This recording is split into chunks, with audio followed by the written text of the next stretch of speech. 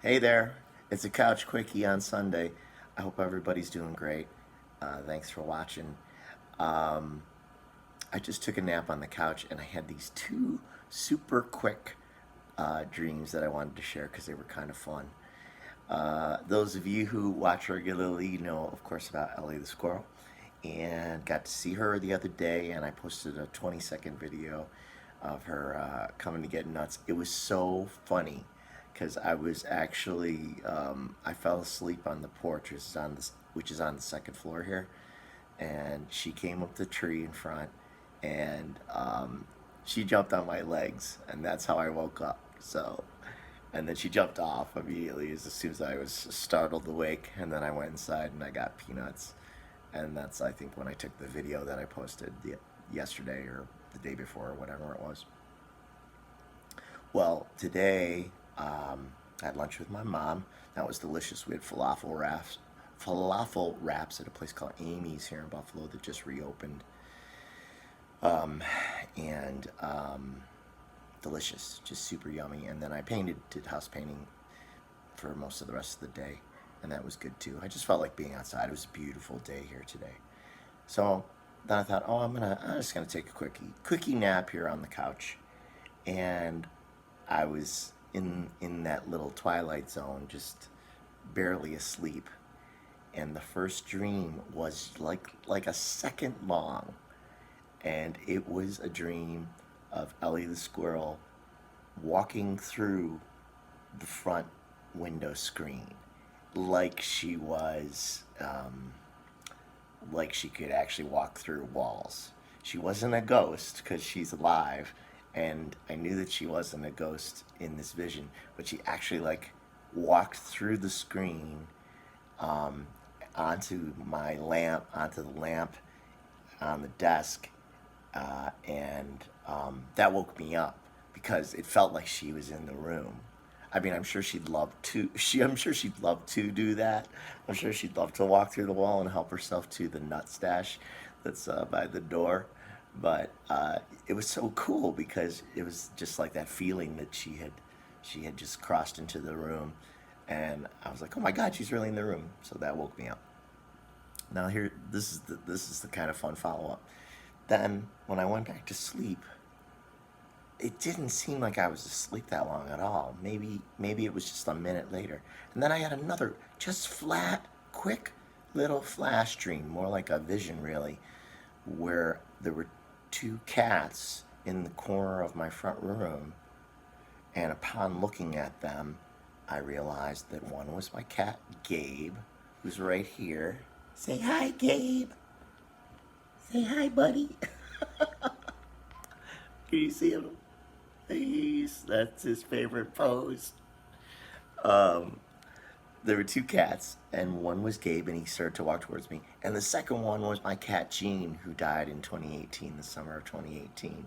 He was right behind Gabe, and in that dream, I was aware that he was like a ghost, but it's like he was here, and they were together in the room. So that was just so cool, like these two like sort of nature dreams, back to back.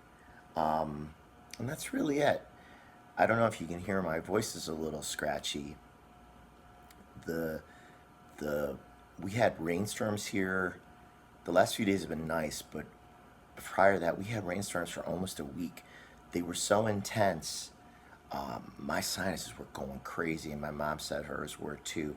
And they said it's been kind of unusually bad for people with sinus problems due to grass and tree pollen and whatever else. Ragweed is later, but grass pollen. And I didn't realize that if it rains lightly, that can help disperse. That can help kind of get rid of the pollen. You know, kind of clean, wipe the slate clean. But if it's super heavy rain, it literally pulverizes the pollen and aerates it. And that's what was happening because I just felt awful. And for singing, it's the worst to be sticky in your throat because your vocal cords are about this big. They're really, really tiny. And what happens, I've learned from years of singing, is you want to be as hydrated as you can because when you're hydrated, your vocal cords remain thin. and that allows them to properly seal, which is how you make notes. They seal when you make a note. Now, when you're dry, like, and all kinds of things can dry you out. Caffeine, coffee, unfortunately, which I like, beer, other alcohol, which I also like. So you got to really keep up with the hydration, those things, and then of course allergies.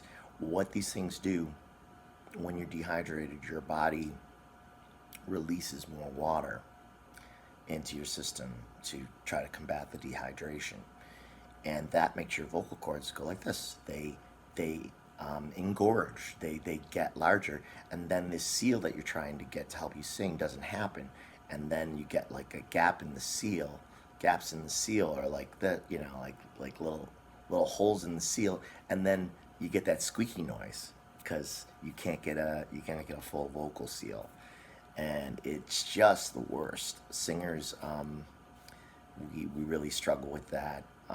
If you've got not acid reflux, which I have too, but if you have allergies and post-nasal drip, it's really a headache, and all you can really do is take some drugs maybe, or drink a lot of extra water, maybe honey, take some honey, and then you just got to warm up as much as you possibly can, just to try to literally vibrate the little gooky stuff off your vocal cords.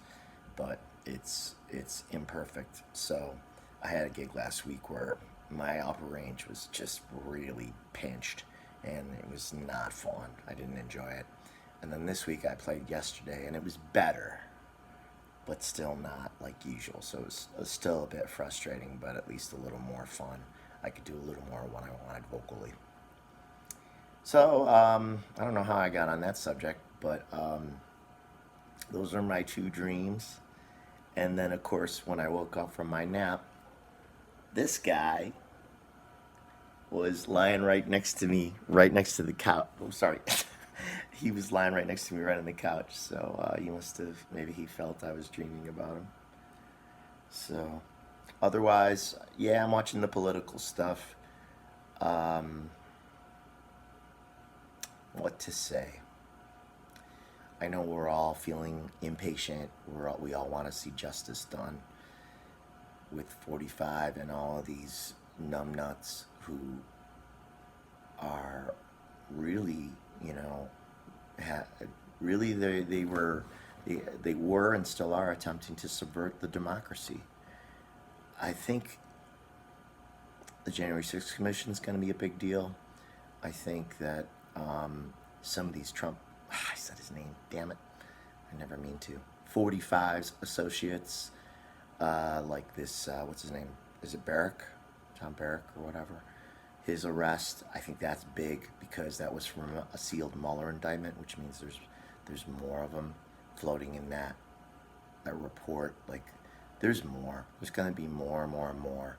And what I hope is that it just feels like an avalanche after a while, that they can't escape and they have to give up this enterprise of trying to undermine democracy, to try to turn the United States into a country like Russia, an autocracy. It's ridiculous. It's amazing that we're talking about it, but it is so. But I remain really optimistic.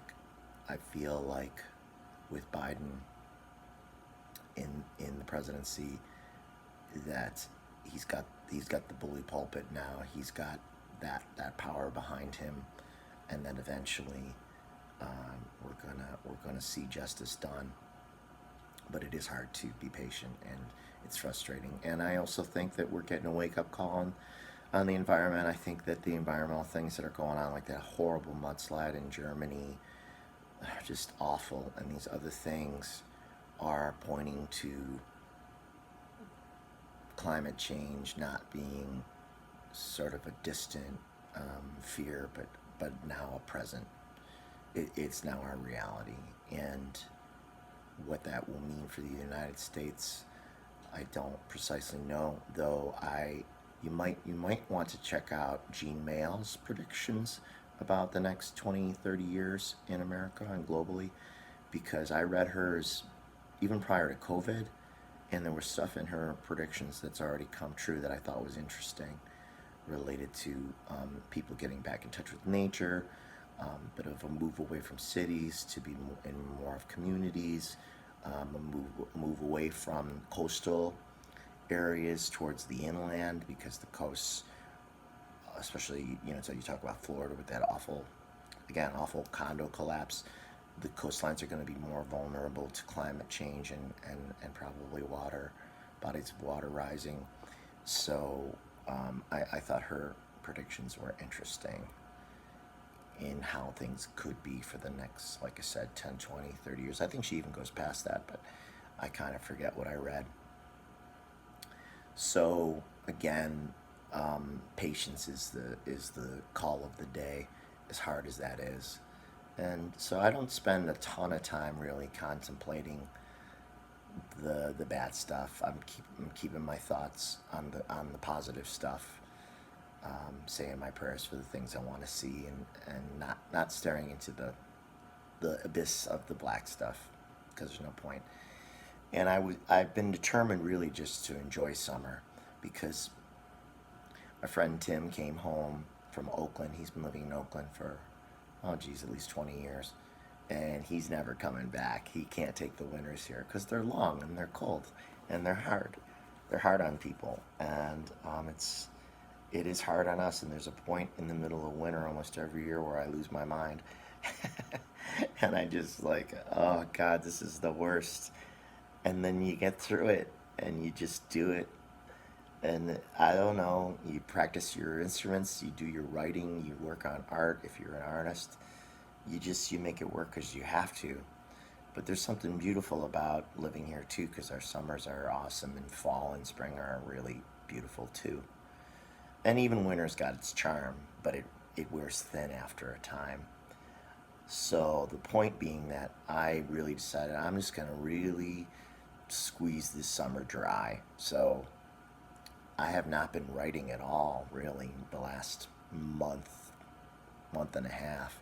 I have a lot written for the second book, but when the choice has been to get outside and to go somewhere and to do something, or to get even to the beach. I've been to the beach a few times now, down the lake. That's what I'm doing. I'm just getting out and enjoying it, and I'll do the writing when it comes, because that's how it's always been for me. I can only really write. This applies to music and to book writing. I can only really write when I'm inspired, and if something else is pulling me, calling me, then I have to kind of honor that. So, funny enough, what's calling me is just everyday living, just getting out there and enjoying summer, while it lasts. Though I have been doing a lot of singing, because like I said, with the vocal problems, I'm trying to get my voice in better shape. So I have found that I'm practicing more. So I think maybe my emphasis is a little more on the music side right now. So that's about it. That's my update. Sorry, I'm just kind of rambling, but I hope everybody's doing well. Thanks. It's always great to have email exchanges with some of you, and the text comment exchanges. My original inspiration for coming on was just really the two dreams, Ellie coming through the window, and then the two cats. So that was kind of cool. I really enjoyed those quick little flashes. And tonight, I think it's about 9 o'clock now. I'm gonna probably go down the block here in Allentown and take in some jazz at the Club Nietzsche's, on our corner. If you ever visit Buffalo, I would recommend Nietzsche's, named after the philosopher Friedrich Nietzsche. One of his famous quotes is, "Without music, life would be a mistake," and it's painted on the side of the building with a picture of him, an illustration of him. And they have music 7 nights a week, so it's a good place to be.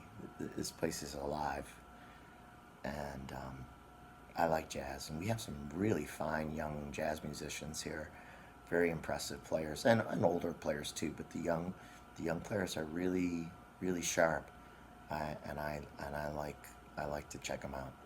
So that's what I'm gonna do tonight. I don't think I'm gonna write. I think I'm gonna go down there and hear some tunes and then, work tomorrow like everybody else.